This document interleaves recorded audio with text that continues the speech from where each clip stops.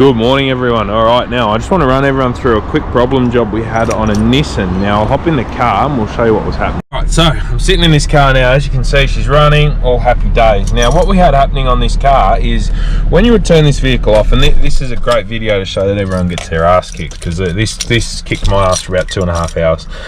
When you'd turn this off, this thing would stay running.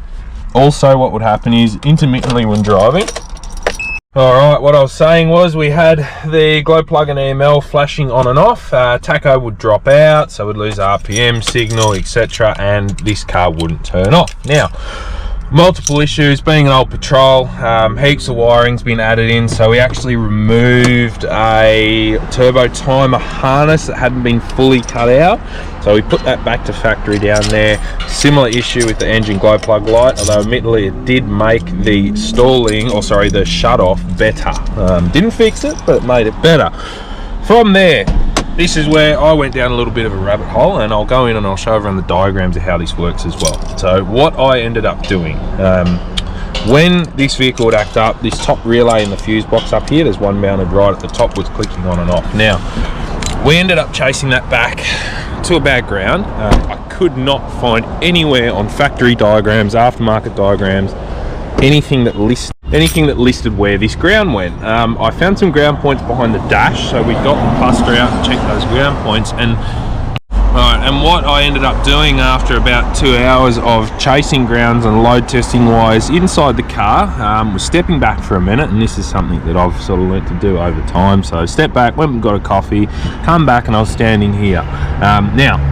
A lot of people probably know about, and I've seen plenty of engine harness grounding issues on these. And when I come back here, I realised, okay, look, it's got aftermarket cooler installed, etc. People have been in here working, and I wanted to check main engine grounds.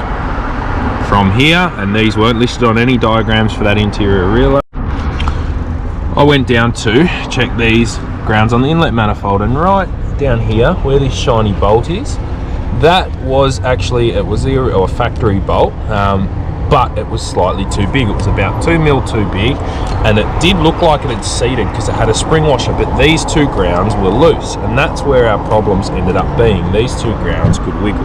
So something that just to be careful of not getting stuck and going down a rabbit hole with this sort of stuff. And when you look at an issue like this, just to step back for 10 minutes, start from scratch and go from there, because we were, you know, I was very close to sort of cracking in more inside that dash, and trying to chase that one ground that was listed for that circuit up behind the cluster.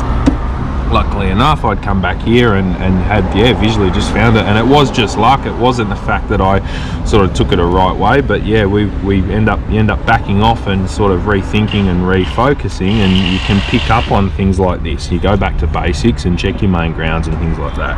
And the only reason that clicked to me was when I went and got a coffee and come back, was that I realised that, okay, look, I see a lot of sub-tank issues on these, I see a lot of sub-tank controller issues, engine grounding issues with these straps down here, and I was literally just going to come and load test all our main engine grounds, and that's when I checked, okay, I know there's grounds here, I know there's ground here, one over the other side, etc. So always, if you got something tricky, something confusing, especially on stuff with aftermarket installs and people have been doing work around there, go back to basics, check your main grounds. You know, if you get stuck and you feel like you're going down a rabbit hole a little bit and you're going the wrong direction, or you're getting too hooked into a job, take a step back and just reconfirm the basics, because stuff like this can catch you out. And stuff like this, you know, this ground's listed for other circuits, but this ground is not listed for the circuit that we were specifically looking at. So that does happen.